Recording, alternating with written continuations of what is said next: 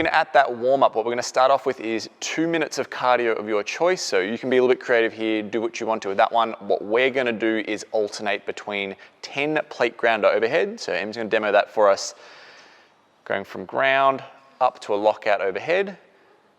We'll do 10 of those, and then we're gonna go into 5 up downs. So jumping the legs out, jumping in, and standing nice and tall. And we're just gonna go back and forth between those two things for 2 minutes.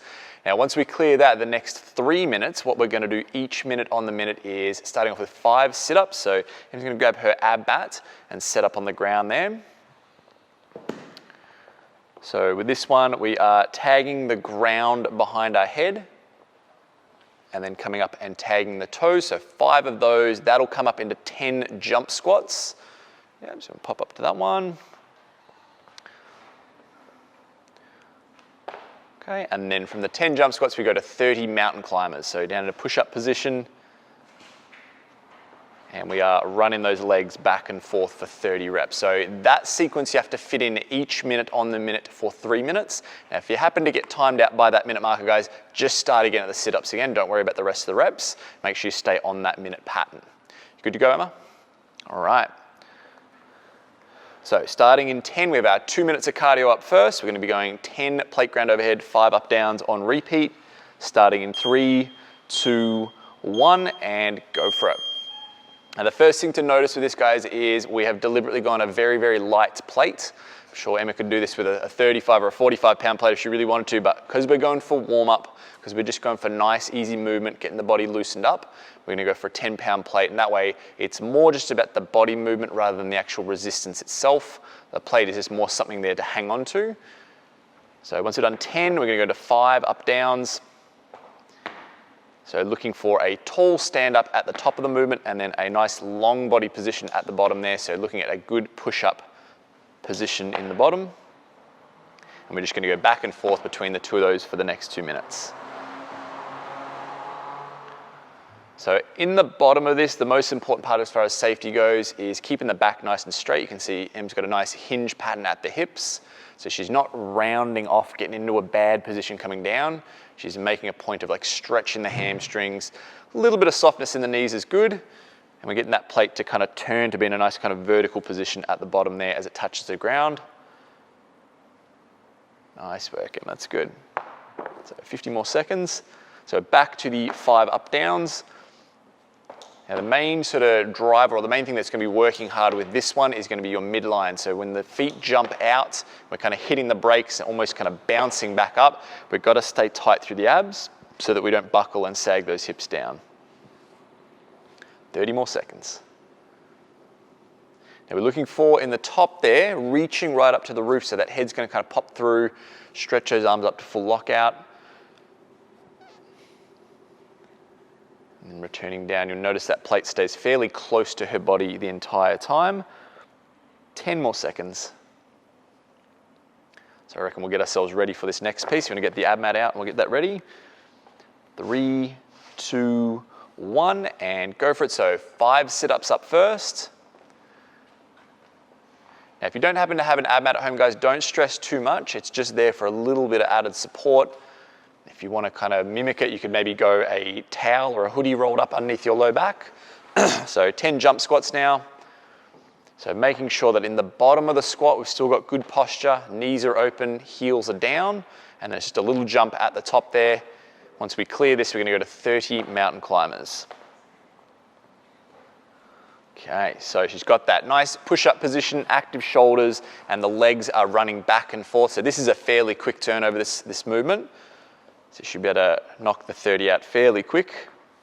Okay, and we're resting now up until the minute marker. And we'll go back into the sit-ups.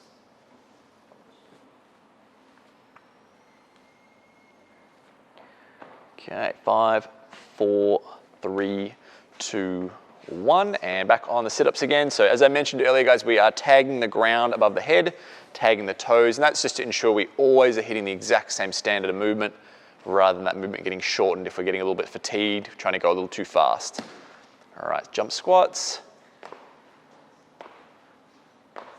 So things to watch out for with these jump squats, guys, is we don't want those knees to collapse in. That's a fairly common mistake if we're getting a little bit tired, losing concentration, and he's got the knees driven out nicely with that. So 30 mountain climbers again.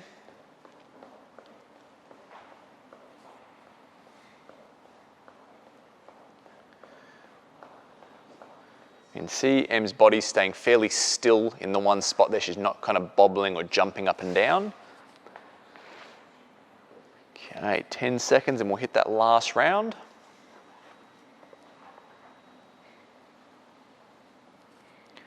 Three, two, one, and go for it. So we can see in the bottom of that sit-up, she's allowing herself to kind of arch over the pad and get that good stretch through the abs. She's not staying overly tucked there. All right, jump squatting.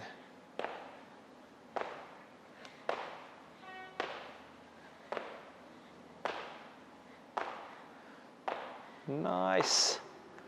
All right, and then into the last set of 30 on the mountain climbers.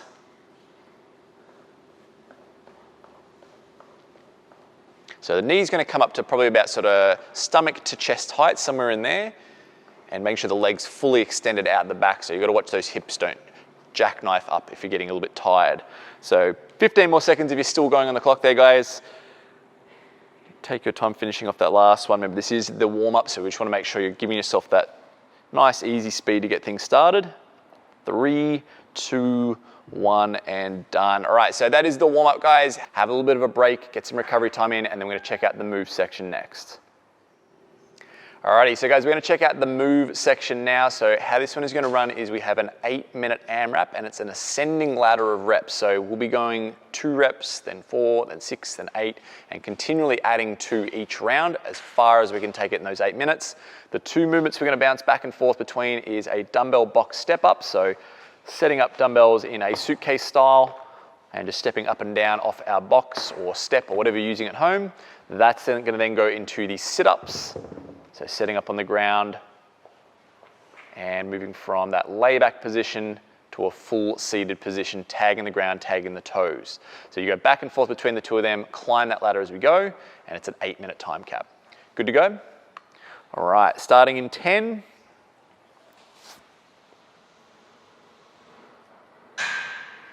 3, 2, 1, and go for it.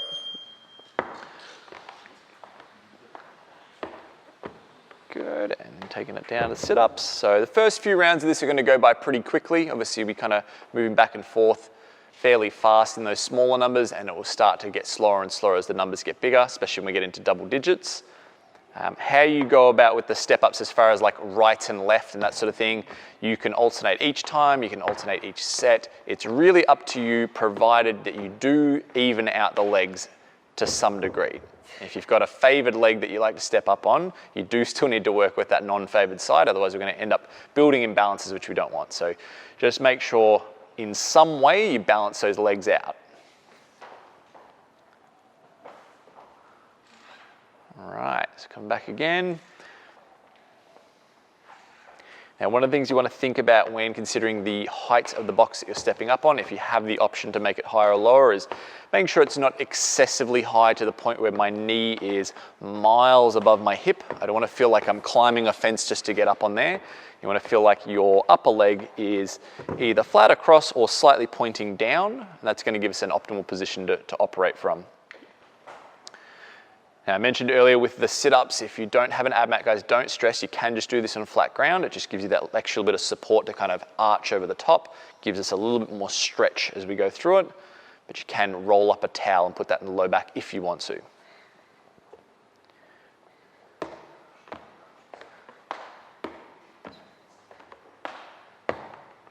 And one of the things you'll notice Em's doing is as she moves onto the box, she's getting her entire foot on there. It's going to help with the balance aspect of this. She's not going to feel kind of rickety and like she's going to fall off the back of it. Also allows her to really drive that hamstring glute kind of tie in and get that good strength in that rear chain.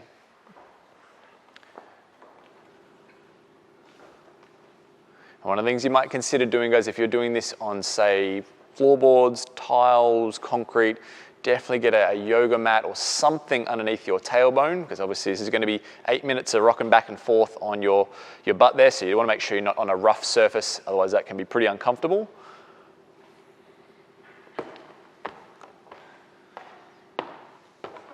And when you get fatigued with this step up, guys, what you'll find is your arms are going to start to want to kind of dangle around, and especially if you've got some weight on there, they're going to want to start to rock forward.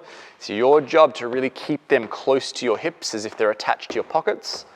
And that way that weight's going to stay nice and central. It's not going to be yanking that body into a bad kind of bent over position. All right, come back down again.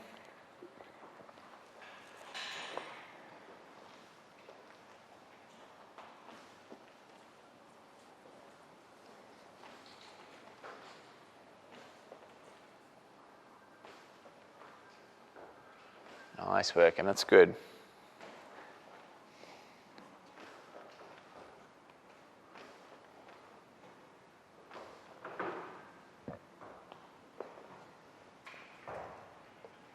All right, which one are we up to now? 12s? Nice. So this is where you're going to start to notice the swapping back and forth start to slow down a little bit. Obviously, we're getting into those bigger numbers now. But we do want to have that nice, consistent, steady pace. Again, if you have your option with the height and with the dumbbell weights and everything, how Emma's doing this is ideally what we want it to look like, where it's just non-stop the whole way through. We don't want extremely heavy weights to the point where you're only doing 1 or 2 at a time. You should be able to kind of move through this non-stop.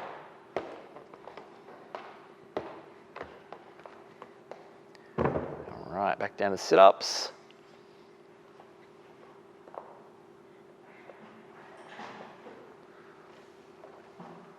So notice there, Em's just sort of checking that that ab mat is going to sit into her lower back. So she just adjusted where it was. We don't want to have it so far back that it's ending up under our thoracic, so like our upper back. It's not padding for a rest there, it's for support. So we want to make sure it's in that low back. We also want to make sure it's not under our butt. So it's not padding for your backside there. It is for that support. So if you do feel like you need some padding underneath your butt there, as I said, get a towel doubled up, or a yoga mat, something soft that you can sit on, and then have that cushioning as the support under the low back. So past halfway.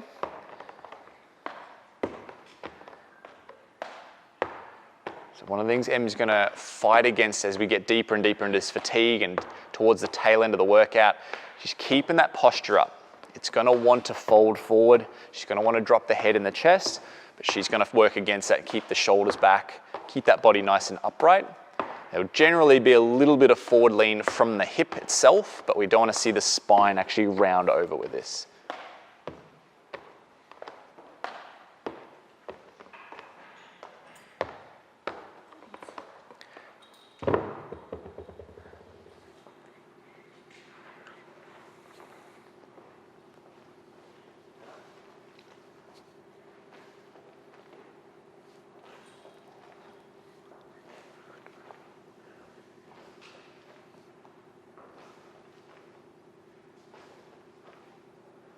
Nice, Emma, looking good. So closing in the last couple of minutes.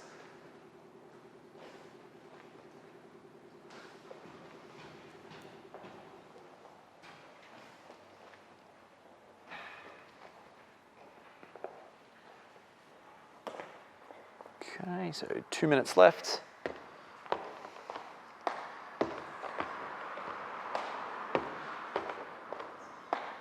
Another thing to check in when you're getting fatigued, guys, is how your knees are tracking with your feet.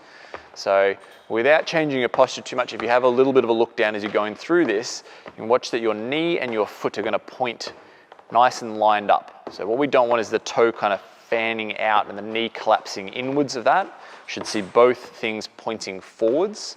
That's just going to keep that hinge joint running on a nice straight line.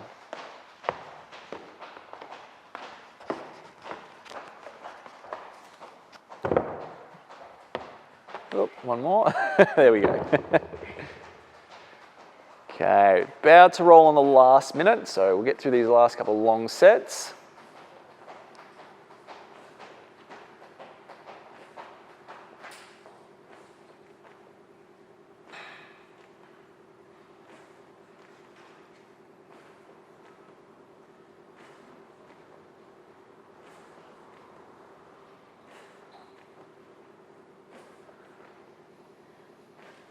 Okay, 45 seconds left.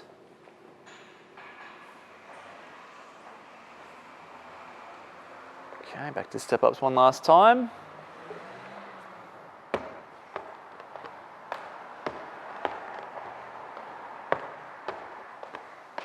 Okay, last 30 seconds.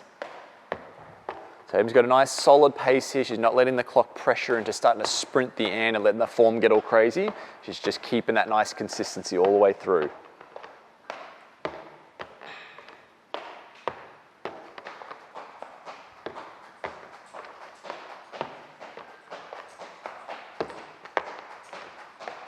Three, two, one, and done. All right, guys, that is the move section done. If you want to have a couple of minutes break, get some water in, we're going to check out this finisher in a moment. All right, guys, we're almost at the end of the line here. We're going to get through one last piece, which is the finisher. So how this one is going to run, we've got a 5-minute AMRAP. It's 2 movements, 15 reps a piece. The first one is going to be a single dumbbell front raise. Okay, so it's going from legs up to shoulder height with straight arms. The second movement is going to be a single dumbbell bent over row, so coming down past the knees, drawing into the body, and we're just going to go back and forth between the two of those. So, good to go? All right, starting in 10. So you guys can put rests in where you need to with this, but try to fill up that 5 minutes as much as you can. 3, 2, 1, and go for it.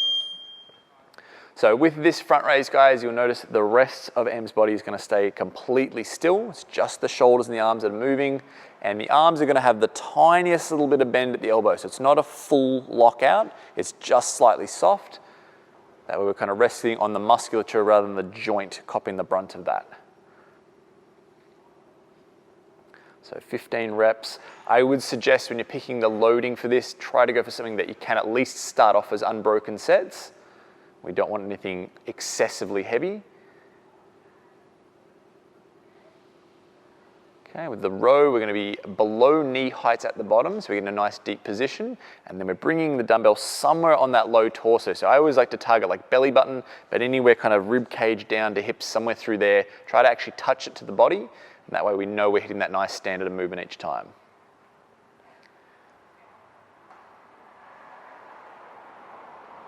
Now the tendency with this movement when you get fatigued and when we get towards the tail end of this 5 minutes is that your body's going to start to lean almost like a kettlebell swing. Okay, we're going to try and fight against that, so a lot of strength through sort of around the hips, around the midsection to control that body position. And it's just making that front portion of the shoulders do a lot of work here.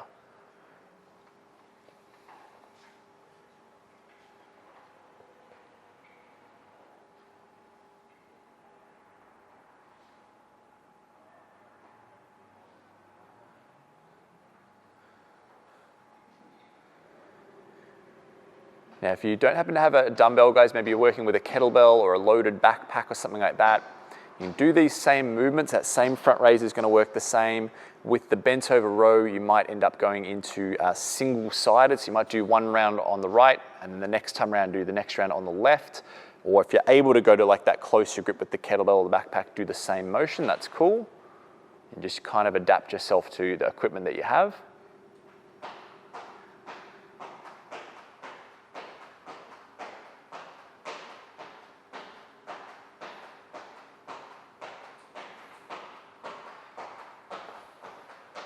Doing good, and about to roll over halfway.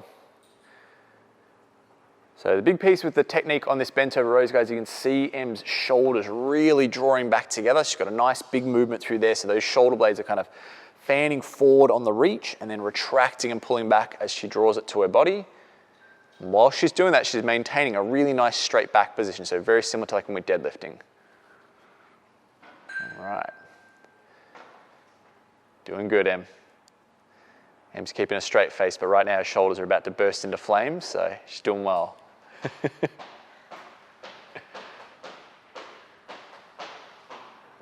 Okay, 2 minutes in closing.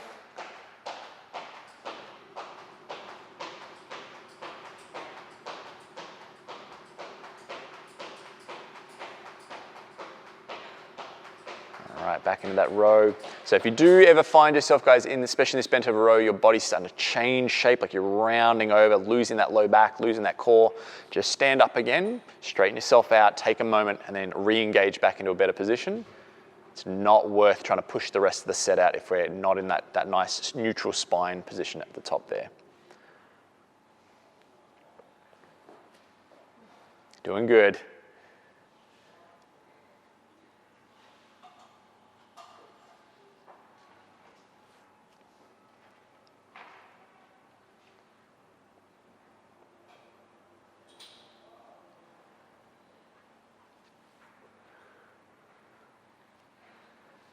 Okay, coming in the last minute now.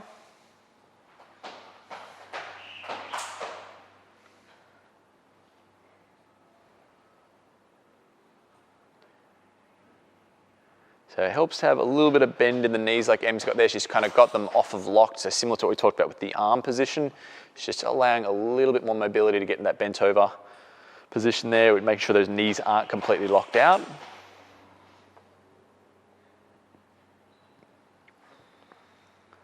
This front raise, we want to think about tagging the legs and then getting up to shoulder height at the top. Last 20 seconds, Em, you got it.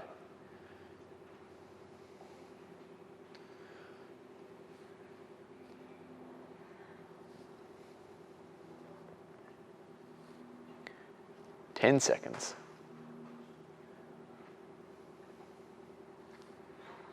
3, 2, 1, and done. All right, nice work, Em. So that is the finisher done, guys. We're going to check out the cool down in a moment.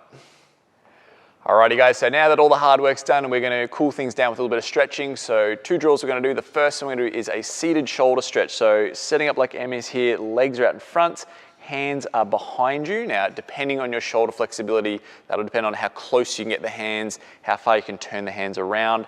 You can play around with that how you will. We're going to go for 1 minute on the clock. So you can jump into that when you're ready, Em. We'll go kind of as close as you can without feeling like agonizing through your shoulders.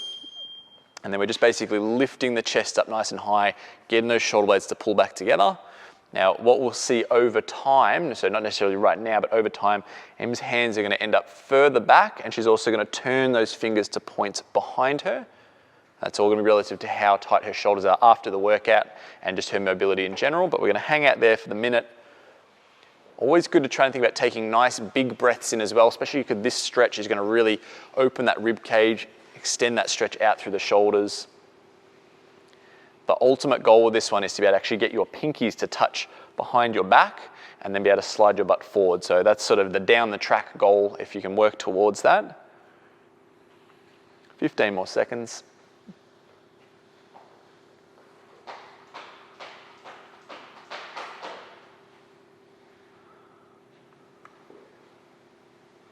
Three, 2, 1. All right, so that's drill 1. The second drill we're going to do is a lying glute stretch. So Em's going to have a lay back, and I'm going to hook one leg up on top of the other one and basically reach through and grab that right leg.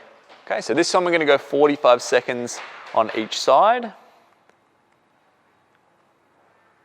Okay, so this one's going to be getting into the glute and the hip. You'll probably even get a little bit of low back as well, especially if you're quite tight.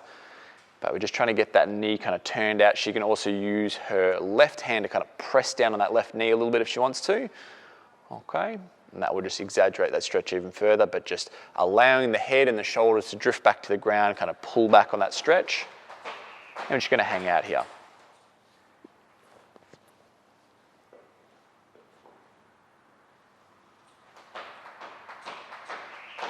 Ten more seconds.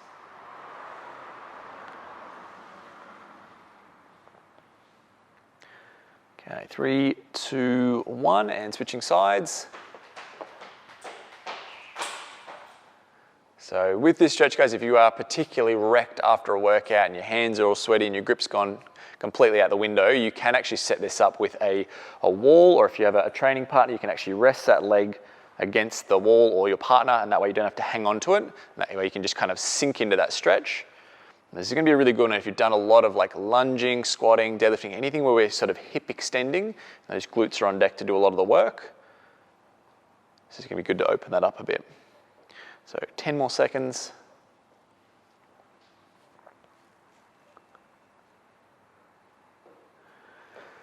3, 2, 1 and done. All right, so guys, those are your 2 drills. If you get a chance to, you got the time to, go through that a couple more times, really loosen the body up. Otherwise, we'll catch you next time. That's been your MOV+ class.